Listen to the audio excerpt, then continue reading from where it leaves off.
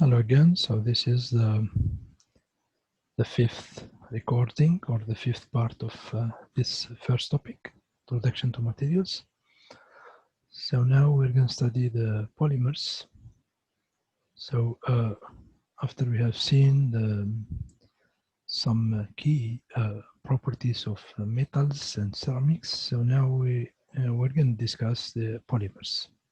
So of course we're not going to discuss the polymers in full details, but just to give you a brief description of what are polymers and what are the main properties of polymers, and some examples of the uses of polymers in different sectors, including probably construction.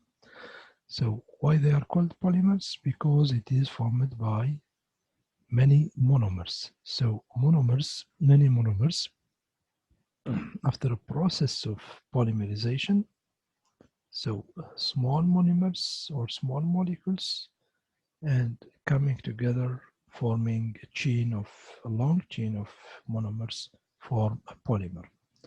So a polymer is a long chain molecule made up of repeated patterns of monomers. So we have monomers, which is a small molecule, and many monomers will form a chain of polymer. So this is the meaning of a simple meaning of polymer. So they are mostly, of course, organic compounds. Chemically, they are based on carbon. So when we talk about organic compounds, so mostly they contain carbon and hydrogen. And of course, other non-metallic elements could also be included in the structure of polymers. And it is a very large molecular structure. So you can see here example of a long chain of monomers. So here the monomer is composed of carbon and hydrogen. And of course, something like 20,000 monomers will form a polymer, a long chain of polymer. So polymers are usually bonded with covalent bonding. Chemical bonding is covalent. And also, sometimes they have also the van der Waal chemical bonds.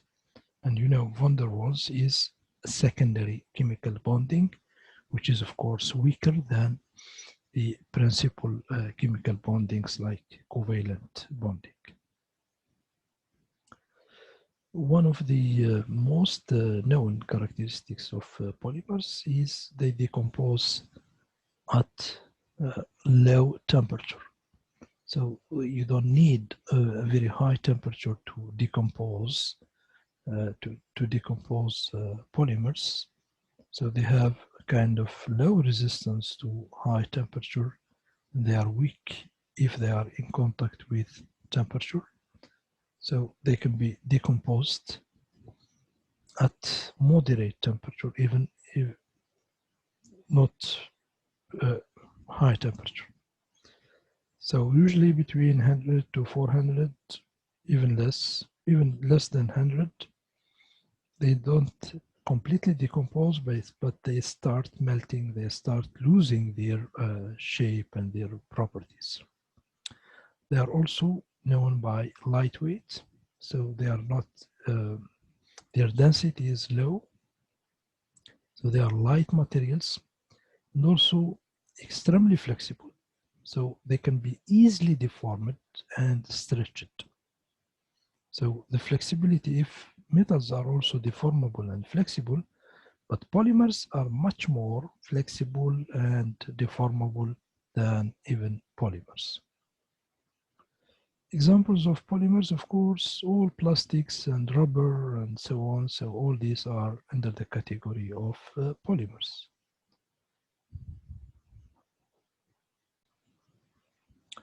So polymers, they have done major change and brought major change, especially in engineering applications and in different industry because of their properties. And you can imagine how large the use of different polymers in different industrial sectors and even in our everyday life. So you can just look around you in the city or at your home. You will find many items that they are made with plastic and polymers, like just plastic bottles that we are using for drinking water and beverage and other kind of liquids or other food items. So polymers are really embedded in our life. Because of course, of their properties, light. They are light materials, so it's not heavy, and you can just experience this if you have a plastic bottle of water and glass water, same volume. You will see that, of course, the plastic one is lighter than the glass one or the ceramic one made with other ceramic materials. And also, they are not expensive. So polymers or plastic, it's not an expensive material, so low cost. So this is why it is affordable material and use it largely in different applications. You can see this even Parcomat, even you can see some parts of engines are made with plastic materials and polymers. Not only this, you can see there are other examples, like you can see the use of rubber for making tires for trucks and vehicles and automobiles. You can see the bottles, different bottles for different beverages and liquids or other uses. You can see caps, you can see even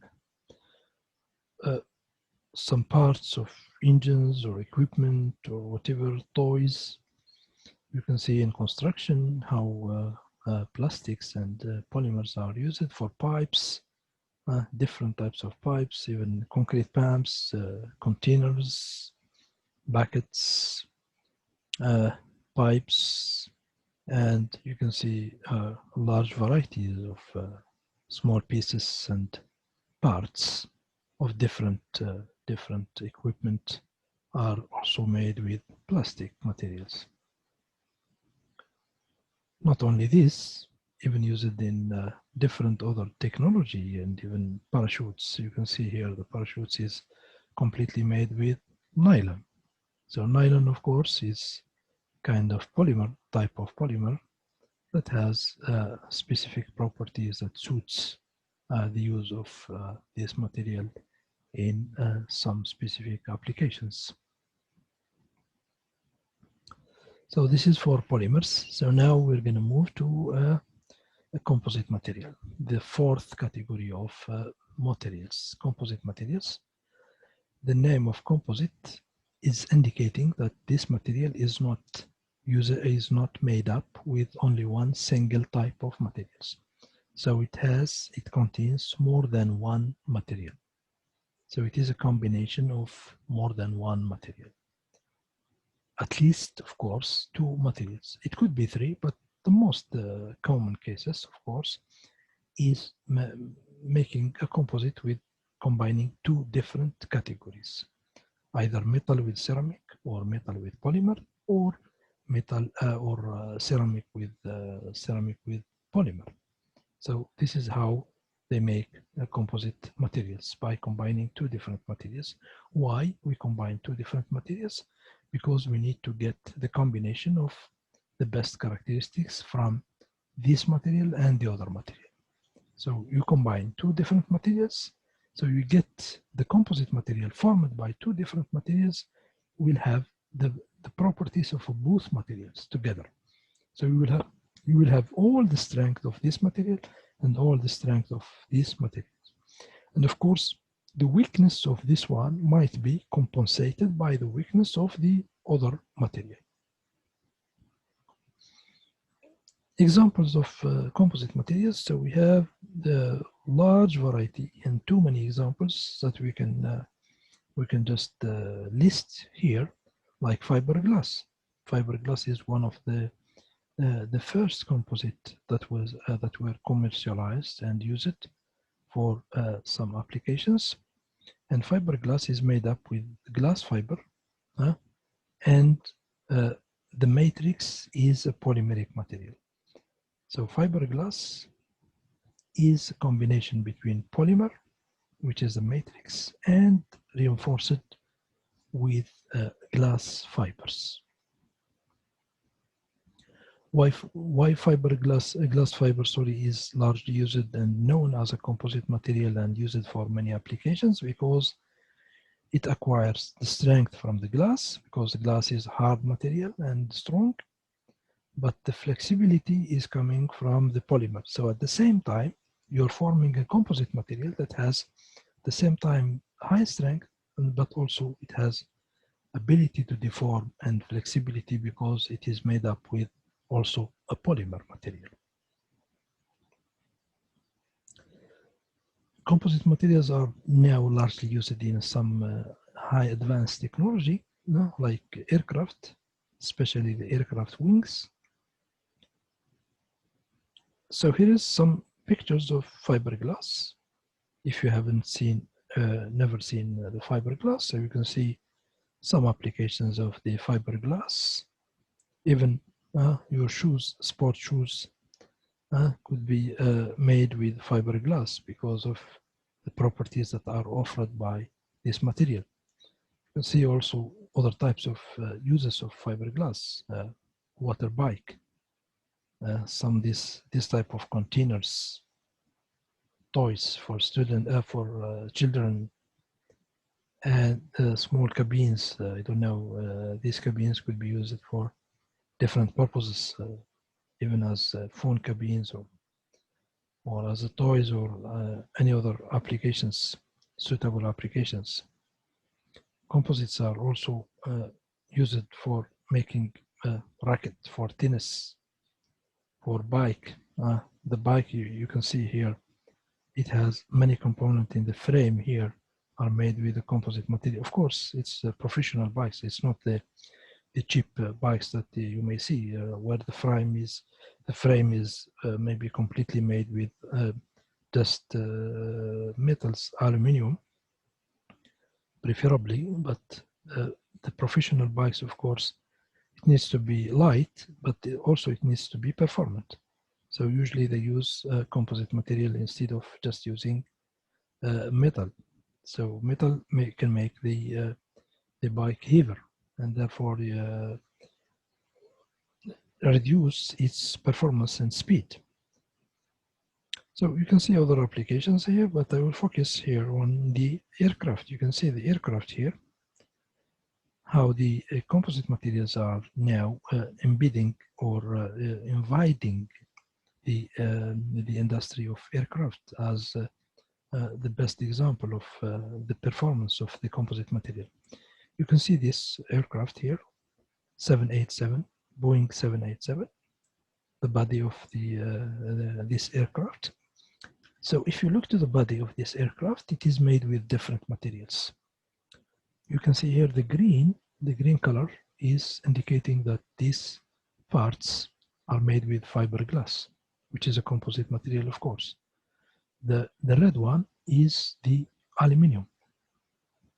And the gray one here, so you can see it's mostly, the gray one is carbon laminate composite. So it's a composite material again. And you can see here the light blue here is carbon sandwich composite also. It's a composite material. And the yellow parts is made up with aluminum, steel, titanium. So it is just one single metal. So overall, if you compare this aircraft 787 with another aircraft 777, Boeing 777.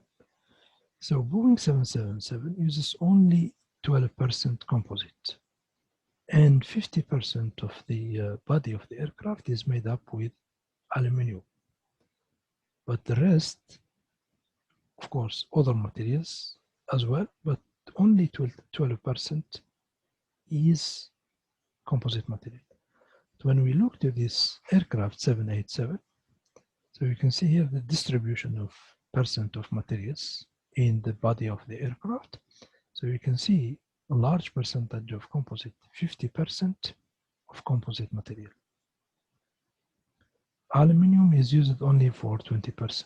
Titanium is used only for 15%. Steel is only for 10%.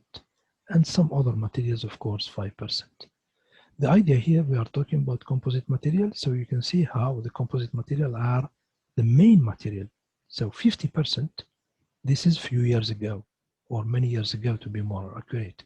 So nowadays, this portion is increasing more and reducing from this pure material, titanium and aluminum and steel.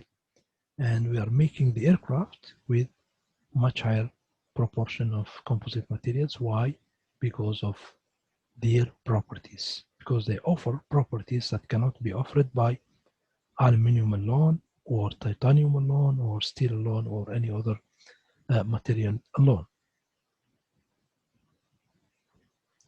So this is the idea behind using composite material. Now we move to the last category, formally the last category of the major categories of materials, semiconductors.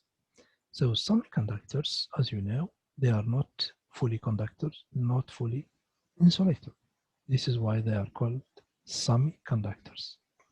So they have properties of conductivity and they have also some properties of insulation. Usually the bonding, the chemical bonding for semiconductors is covalent bonding. Or it could be secondary bonding, but mostly, of course, are bonded with covalent bonding. Covalent bonding is based on sharing between atoms. This we will discuss it in another separate topic. So the electrical properties. So just to focus again and to emphasis again on this quality of semiconductors.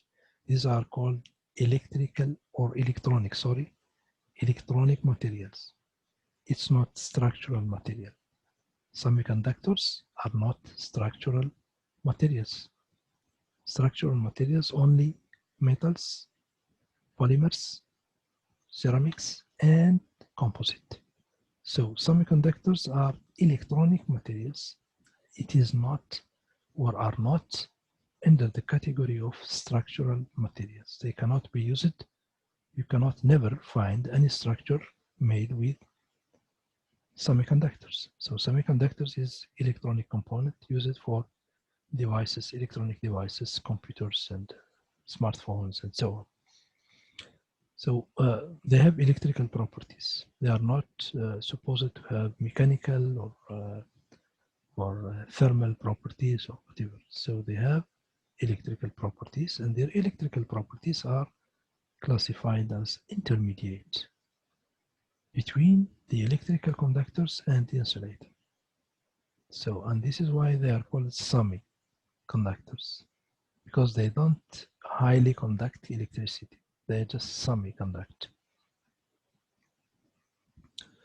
And depend strongly on minute proportions of impurities atoms. Examples of semiconductors. So the most known and familiar example and popular is silicon, Si. This is why you heard about Silicon Valley in the United States, because this is the place where most of the electronic, advanced electronic is located and based. So silicon is the most known element for semiconductors, and also the Ge, germanium, and also the tin, Sn. But of course, silicon remains the main one. So where are these elements in the periodic table? So if you look to the periodic table, so these are the shaded area here. The blue shaded area are elements that could be used as semiconductors component. But mostly, of course, these three These three here, dark blue, silicon, germanium, and tin are the three major elements used as semiconductors material. So these are the five major categories of materials. In addition to these five major, sometimes you can find also other classifications. They include also other types like biomaterials and other next category called high-tech material. So what we mean by biomaterials and why these biomaterials are separated from the other materials, because the purpose or the use of this category is specific to medical purposes. So this category of materials are not used for structural materials or for electronic use, but they are used only for medical purposes. So the biomaterials are materials employed in component implemented into the human body. So they are used in human body for replacing diseased or damaged body parts. So you know, in case, unfortunately, in case of someone has an accident and has lost or damaged part of his or her body, so unfortunately, in that sadly cases, so the technology of biomaterials offer a possibility to at least to give him or her kind of normal life. It's not really normal life, but at least to replace that part of the body that has been subjected to damage or was subjected to any kind of disease. So like legs or arms or feet or some other parts of the body or the joints. Or so this is what biomaterials are for. Of course, basic conditions for biomaterials, they should not be toxic substance. So they are very specific materials. Material used should not be in any way having any toxicity, and also must be compatible with the body tissues. So you cannot inject or you cannot implant any materials. So materials implanted in the human body should be compatible, of course, with the body tissues, and therefore must not cause any biological reactions. So should not react with the tissue of the body, should not have any kind of reactions. So what are these materials? Of course, these biomaterials are all the materials listed before. So it could be metals, it could be ceramics, it could be polymers, it could be composite, and also it could be some semiconductors. So all these five precedent categories of biomaterials could be, materials could be used as biomaterials depending of course on the use and the purpose of using this material in the human body. So here are some other examples. So you can see the joints, the teeth. So all these are called biomaterials because they are implanted in the human body. We have the last category, which is somehow called advanced materials. So this is somehow connected to some previous categories, but nowadays it is separated in a separate category called advanced materials. So this is mostly materials used for high-tech applications. This is why they are termed or named as advanced materials. So mostly you can see the SIM cards of your phones, the chip cards for credit cards and debit cards.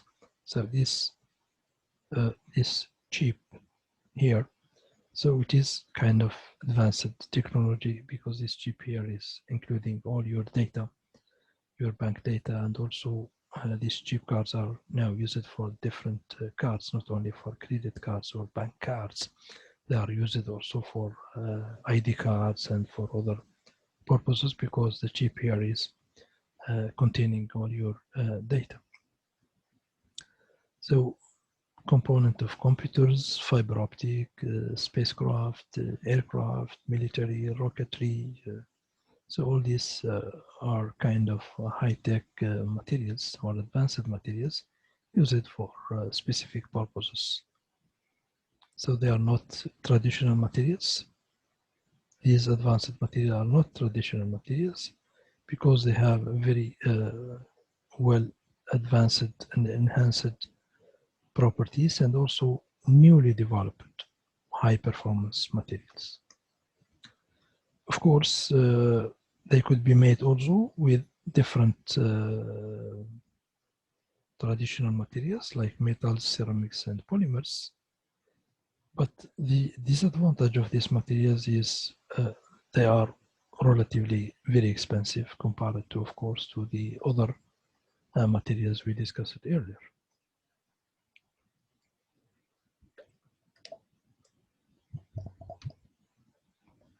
So here are some pictures of some kind of advanced materials.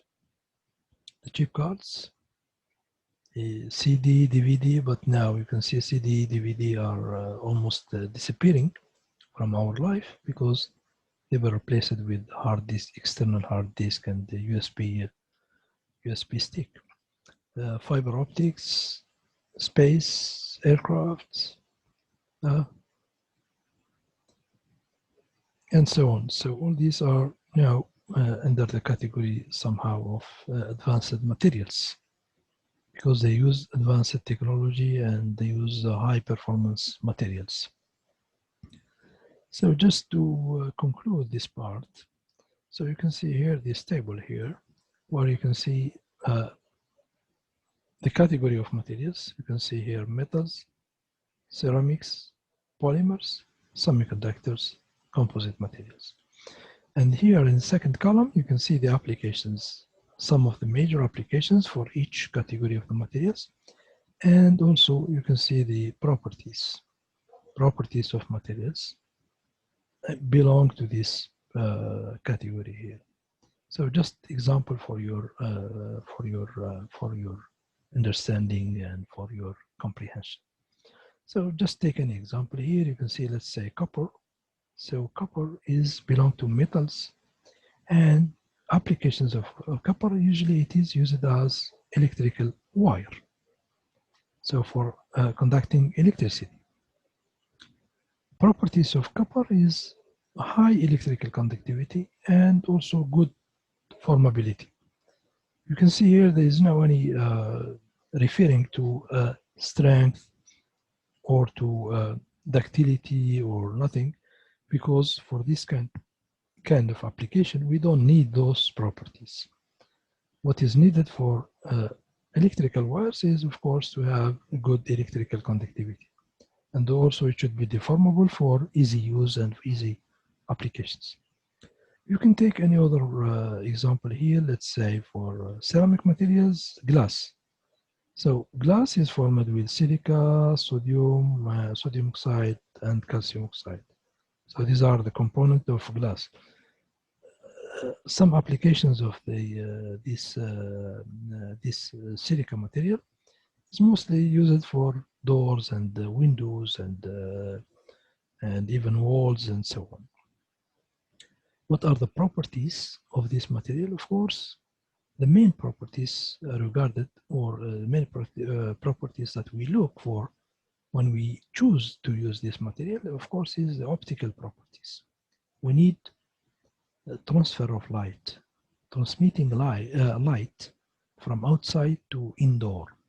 So this is why we use glass for windows and doors and so on.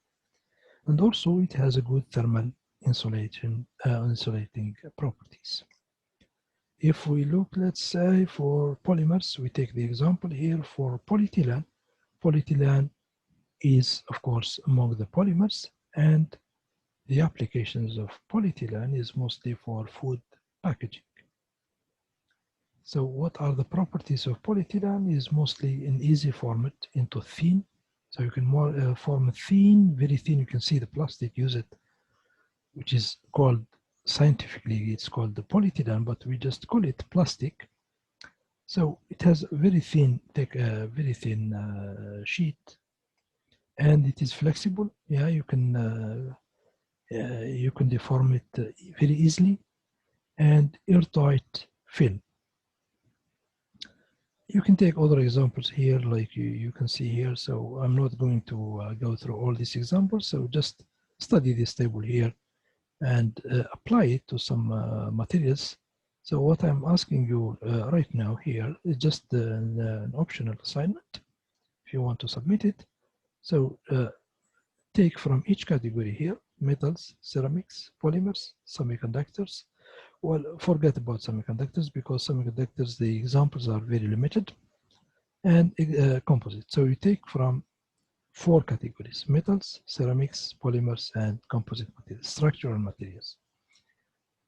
Take another example, not one of these listed here, and find out major applications, talk about the major applications, and about their properties. So this is an optional assignment, so you can submit it later on, 1 week. I will give you 1 week to submit it. So we are Tuesday, we are today, and I give you 1 week from now to submit it. So we have seen this before, that materials properties are interconnected and interrelated, and strength and density are related. Strength and density and modulus of elasticity. So there is a relationship between the properties of materials. Now, if we just have a look to all these materials that we discussed, the 4 categories: structural materials, without talking about semiconductors, of course, structural materials, metals and alloys, ceramics, polymers, and composite.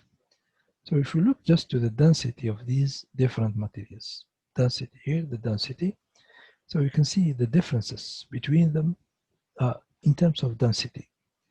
And obviously you can see here that metals are having the highest, always the highest densities compared to ceramics. But still, of course, we have some ceramics which have quite similar density to some metals, of course, but mostly the highest density is for metals and alloys. Then we will find polymers, they have the lowest density compared to the semiconductors and compared to ceramics and to metals. And also, if we look to the composite materials, the composite, because it is a composite of 2 different materials, so the density is varying between low to quite medium, but it's not high because usually we try to combine 2 different materials that have quite opposite properties. So we don't combine material with a very high density, because definitely we'll have a composite material with a high density. So usually the properties of composite materials, especially in terms of density, will be quite medium, because you're combining, let's say, polymer with ceramic. So you will be quite in the middle.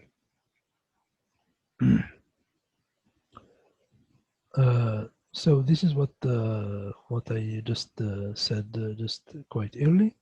So you list 3 examples from different categories of materials. So from metals, from polymers, from ceramics, and from composite.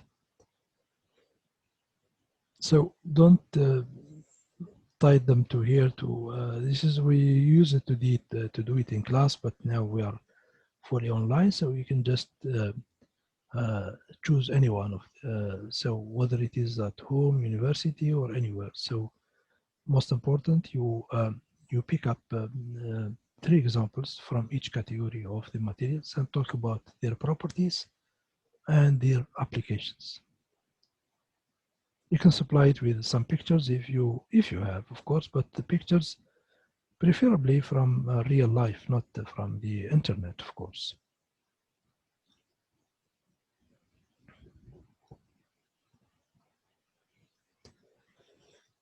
So up to now, we were talking about general materials, all the categories. We are even included semiconductors, which are not structural materials, not building materials. We also included the advanced materials and biomaterials, which are, of course, not also structural or building materials. So now we just focus a little bit on, for this introduction, on building materials and construction materials. By the way, building materials or construction materials is the same meaning. The material that used to build or the material that you use to construct structure, whether roots or house or building or any other types of structure, bridges or port or airport or whatever. These are all the same. They are called building materials or construction materials, or even sometimes you can find the wording of structural materials because they are used to build structure. So we focus more a bit for a few minutes on this category of materials, and forget about the semiconductors and biomaterials and advanced materials. So building materials are materials used for constructing a building or constructing roads, highways, pathway, walkway, constructing bridges or any other infrastructure like port, airport, or any other mega structures. Any material which is used for construction purpose is called building materials. So shortly speaking or briefly speaking, any building materials is also a construction material. So there is no difference between building materials and construction materials. So both terminology or both wordings are leading to a very similar meaning. Building materials could be natural or could be synthetic or manufactured. So what we mean by natural building materials? So of course you can think about materials that are used for building or for construction that are not processed, unprocessed materials or raw materials. Or sometimes they are just receiving minimal processing, not fully processed. And you can think here about some examples. Mostly, of course, stones. Stones are natural materials, could be used without processing sometimes, and sometimes with some processing, like shaping or just sizing the stone to be used for building purpose. So this is for natural materials, but also you can find manufactured or synthetic materials. So these are materials that are industrial, subjected to industrial processing or artificially formed. So they cannot be found in nature, like polymers, not wood, of course, plastics, polyethylene, polypropylene, and nylon, and so on. So all these are used to make some structures or component of structure, but they are not natural material. Cement, let's say, if we take cement, cement is not a natural material. It's made with a natural component, but it is manufactured artificial material. And so on. You can think also about asphalt, the bituminous material. Also, it is manufactured material. It's not naturally available in nature. So this is two categories of building materials. It could be natural or it could be synthetic materials, but you can guess right now we are using mostly industrial and synthetic materials rather than natural material. So also here we can ask you to list some building materials that you know before we go to the details. So take a break here and just make a list of major building materials that you know. Once you finish your assignment, so stop the video here once you finish it, so you can come back and continue the video and to learn some of these materials.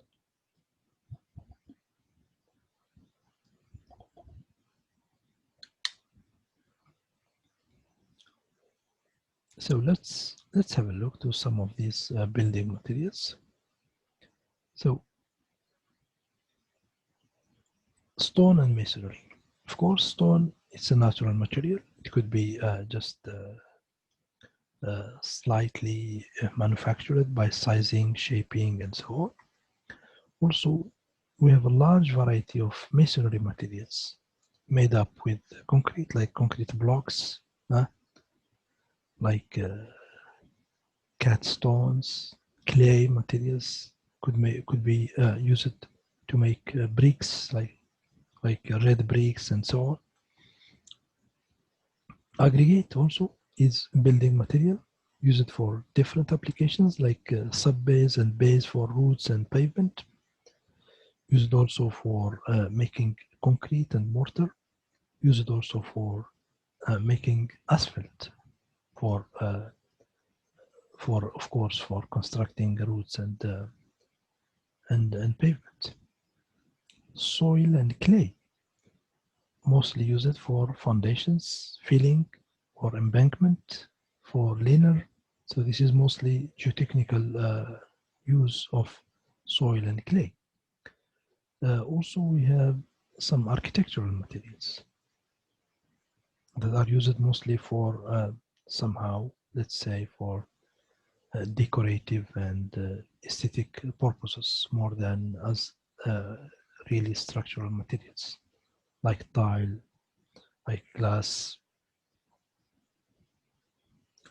Also, we can name also cement and concrete, of course.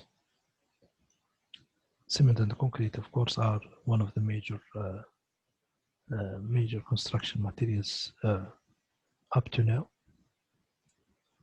Also, asphalt, bituminous materials are used for roads and highway construction. Also polymers. So polymers, the use of polymers in construction, of course, is limited to, of course, making them as pipe or liners or for coatings or filters.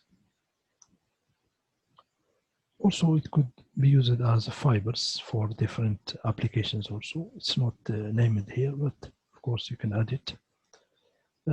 Also, we have wood. So wood, of course, as you know, is a natural polymer. But of course, it is a separate category, but it is still under the polymer category. So we have different types of wood, of course, used for as a building material, like lumber, plywood, composite, OSB. OSB is oriented strand board. We have also plastering material or cladding material. So this is mostly, traditionally, we use gypsum and lime for plastering purposes. Steel is one of the metals, of course, used for as a building material.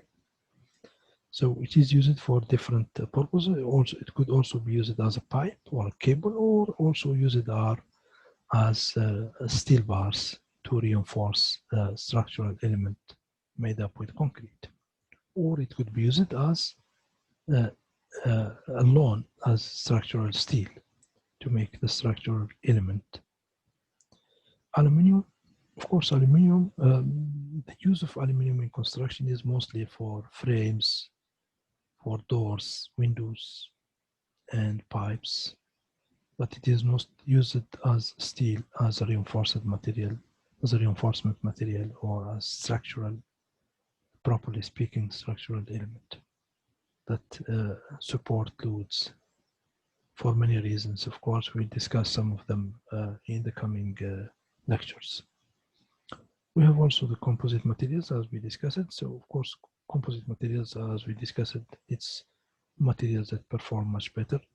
And in that case, of course, the best example for construction for composite material is, of course, combining concrete with steel. So steel bars are embedded in the concrete and forming a composite material reinforced concrete, which has, of course, the properties of both steel and concrete. So just to summarize, we have seen some concept related to materials and how materials are evolving over time from the ancient time to right now, and how the different categories of materials are having different properties and therefore different usage and different applications. And of course, the choice of material is based on some clear criteria related to the application, but also related to the properties of the material itself, but also related to the environment. So the environmental aspect, or the environment where this material will be used, is a very critical element, because some environment may lead to deterioration of the material, especially for metals, by corrosion, and this will cause a large amount of money for repairing and rehabilitation of the structure if it is damaged because of the environmental conditions. So the cost also, we discussed the cost of the material should always be included in the criteria of selection of the materials. So the cost, the selection depends on many parameters. Among them, of course, the cost of the material and using the right material in the right place, because one material cannot be used in all applications or in all environment. So the choice of the material is depending on the place or the application, the usage, type of usage, and also the environment where it is used. But also to understand the performance of the material in its specific use and specific environment. So understanding the relationship between properties of materials, structure of the material, and the processing of the material, and the performance that will be generated. So this was discussed earlier in this topic. Recognizing that new design opportunities offered by material selection. Sometimes by changing the selection of the material, you can change your design. You can also offer other opportunities for your design, and you can make your design much better if you change the materials. Let's say instead of using concrete, or instead of using concrete blocks for making walls, you choose to use glass. So glass will offer you different properties. This is just an example. So I think we'll just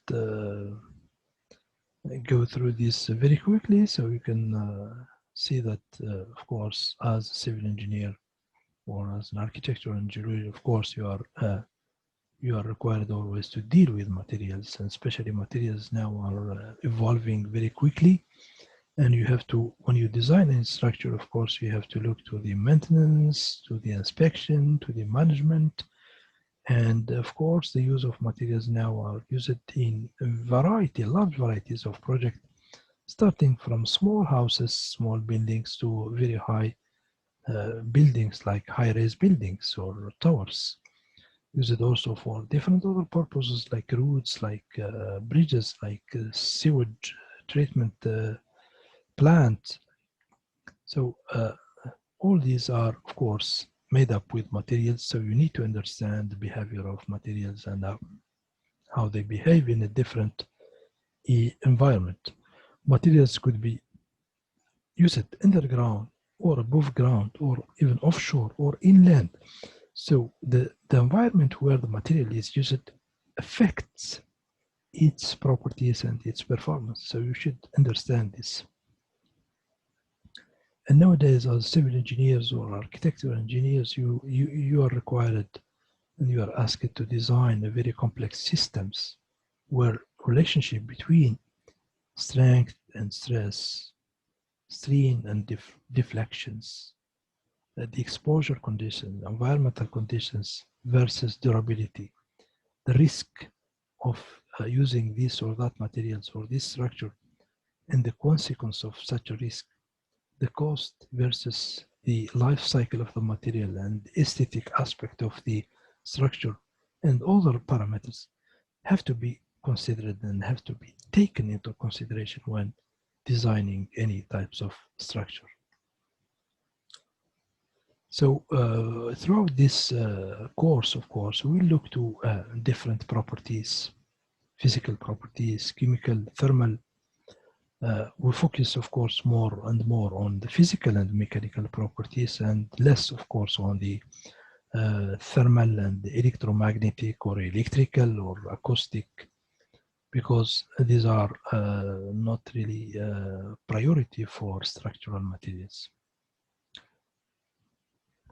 We'll discuss this later on, of course, but of course, just to give you some brief ideas, of course, as an engineer, of course, you design always for safety. So you should design a safe structure. Safety is the first parameter you consider when you're designing your structure. And then, of course, performance, how this structure will perform when it is in use, in application. And also, you should look to the long term. When we design and when we build any structure, we don't build it for a few years or few months. We build it for a long term. So durability of the structure and of the materials used is priority also, is something that should be considered as a main criteria for selecting materials and for designing your structure. Liability also. What we mean by liability, the fact that someone is legally responsible for something. You should put this in mind, because as an engineer, you're responsible of what, legally responsible of what you design it. So be very careful. When you design, you have to design with these parameters in mind: safety of the users, performance of this structure, and the durability of this structure for a long term. So I'll just give you one idea from right now. So the assignment should be submitted on time, and I already discussed about the assignment, choosing an article talking about construction materials more than construction methods, so construction materials, and summarize the article in one single page using resources from online library or the internet or any other source. And also the coming assignment will be about the finding out the standards, different standards used for testing steel. This will be discussed on time. And just to finish, I will give you here a couple of questions. So just for your readings and for your study. We will not discuss them, so just note these properties here and add these questions and try to find out answers in different source, textbook or online. Thank you, and I hope you enjoyed this first topic. So second, from the coming recording, we'll discuss the second topic, which is structure of materials.